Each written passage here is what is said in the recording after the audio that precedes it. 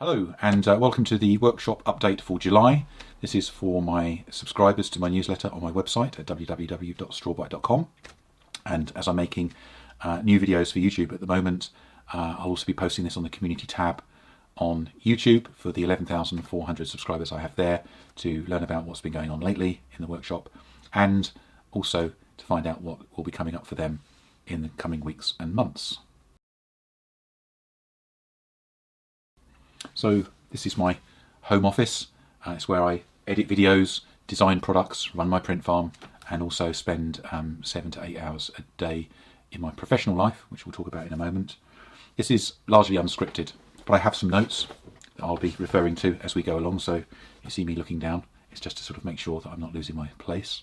So where to start? Let's start with the workshop and the business side of it, because I continue to make and sell wayside jigs and other products for track saws and woodworking in general, and that's a business that continues to grow year on year, and I'm really getting the hang of it now. I've really managed to optimize how all of that sort of works, how I can manage a business, have a professional career, and also spend time for myself in the workshop.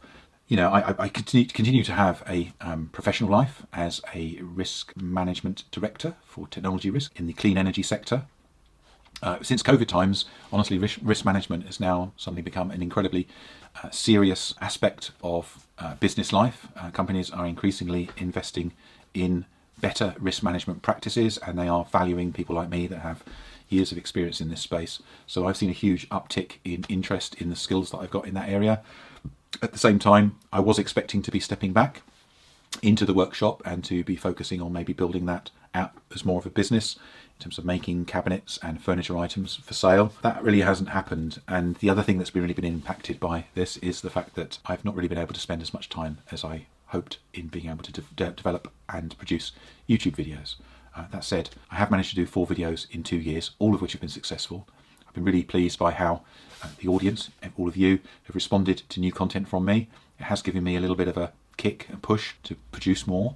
Quite a challenge to find the time, I would add, but nevertheless there's been that interest, which has been a motivating force for me, really. I have tackled several projects, and I'll talk about a few of them coming up, where I have filmed the content. I just haven't had the time to edit the videos. So I do have ideas about what I want to do with the channel, and an awful lot of stock footage that I've already filmed that I can perhaps dip into and get some quick wins out of the door just by focusing on editing videos rather than filming projects. So some of the things that you guys are interested in, I hate that word, I'm not going to use the word you guys. So some of the things that my audience have been interested in, continue to be interested in, is insulating the workshop, track saws. I've featured a lot of track saw content in the past, and that still does well. People are asking questions all the time that I can perhaps follow up and answer. There's been a little bit of interest into the sort of 3D printing aspect of what I do.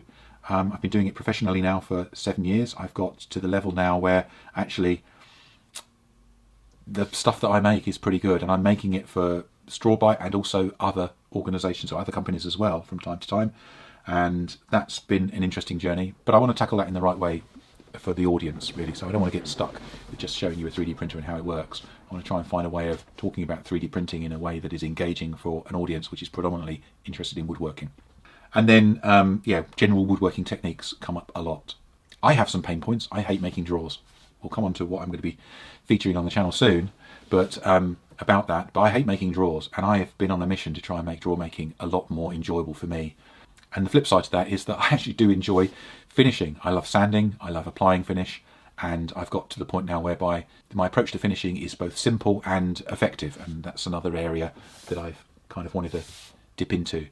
So as for the workshop itself, it's been subject to some change over the last year or two. And more recently, in the last 6 weeks, I've started to seriously think about making better use of the space to enable me to take on short production runs of a thing, whether that's a cabinet, signs, or decorative items for the home, charcuterie boards, chopping boards, that sort of thing. It's not perfect, and there are lots of pointers towards quality of life improvements that are still yet to be realised, but I've prioritised some changes over others to get things kind of where I need them to be, and then maybe there is some mileage in showing how to increase productivity in the workshop. Tool-wise, there's been nothing really new in the workshop over the last couple of years, with the exception of adding machining metal that's turning it and running it through a small manual engineering mill.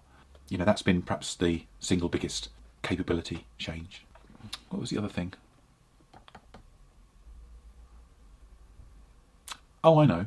I made a zero clearance insert for my table saw and really struggled to get one part made that, now I've done it, makes that thing the best table saw insert that anybody can produce. The part that I made for it originally was a bit of a Heath Robertson thing.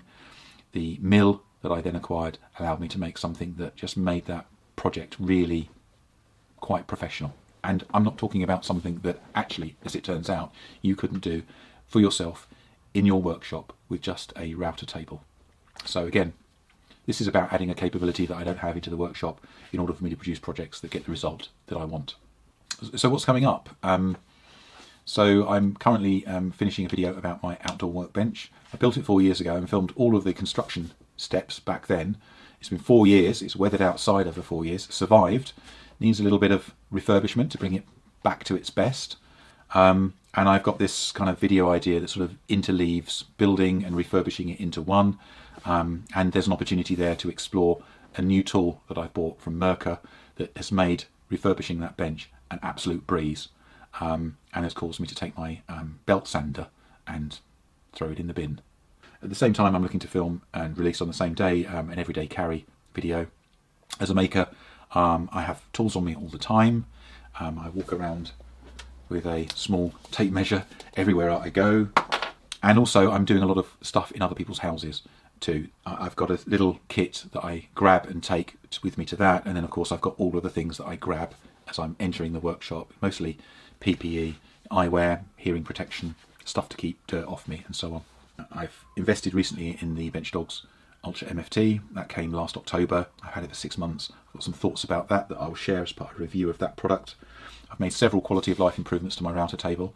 Now I've paid for all of them. Again, I think the angle for that video is going to be showing you how I've really sort of optimized my use of the table, the sort of things that I use, kind of introduction to router tables, to how to make best use of them. But at the same time, really sort of point towards the sort of heritage. You know, I didn't start with a paid-for table. I started with one that I made myself, and as I've used it more and more, the paying for quality improvements in that space has really allowed me to sort of leap forward in sort of big steps in improving the quality of the work that I can get off my router table. So we'll be talking about that. The machining dovetails, I may have mentioned that a minute ago, is another feature video, as I've recently upgraded my jig to a slightly more expensive model from Axminster Tools. Now to my website, which is where some of you have subscribed. If you haven't already, there's a link to a subscription link below.